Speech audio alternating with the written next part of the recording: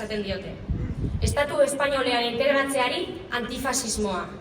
Eta EAJak 40 urtez praktikatu duen autonomismoari orain independentismoa esaten diote. Eta zipaioi ertzaina, orain ertzaina deitu behar zaie. 11 ikusteko jaioa gara.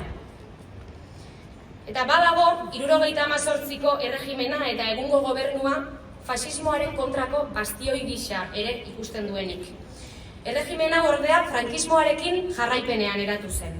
Eta horren lekuko da, Euskal Herriko langileriak urte luzeetan zehar pairatu duen gerra zikina, erailketak, milaka torturatu eta espetxeratuak.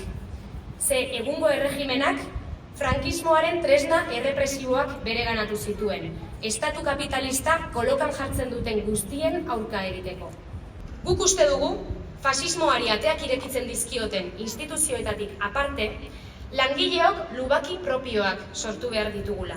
Eta horretarako, langileon kolektiboen arteko batasuna beharrezkoa da.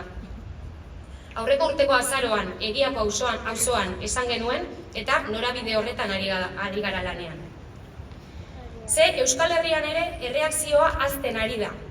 Eta kaleak hartu ez baditu, ez da hemen berezitasunik dagoelako. Da hemen, auzoz auzo, herriz herri mustro horren kontra milaka lagunek mota askotako lan politikoa egiten dugulako. Eta gu oso harro gaude lan horren parte txiki bat garelako. Egunero. Fasismoaren eta gerraren aurka manifestatzen gara. Paretak margotzen ditugu, elkartasunerako antolatzen gara, matxismoaren aurka egiten dugu borroka, etxegabetzeen aurka, Palestinaren alde, euskararen alde, afari solidarioak ematen ditugu eta errefuxiatuei ongi etorria ematen diegu. Noski baietz, langile klaseak soilik babesten duelako bere burua. El cual han caído y han dado la vida muchos militantes revolucionarios. Sois vosotros, la clase trabajadora y el pueblo en general, quienes lleven a cabo la lucha hasta derrocar al régimen franquista.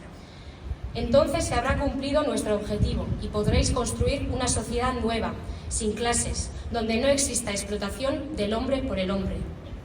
Gaur ez da frankismorik derrokatzeko, eraisteko, baina bai estatu sozialista bat lortzeko, Euskal Herrian eta mundu osoan. Gaur, langileria aspiratzen saiatuko den fasismo berri bat dator, eta presta gaitezen borrokarako.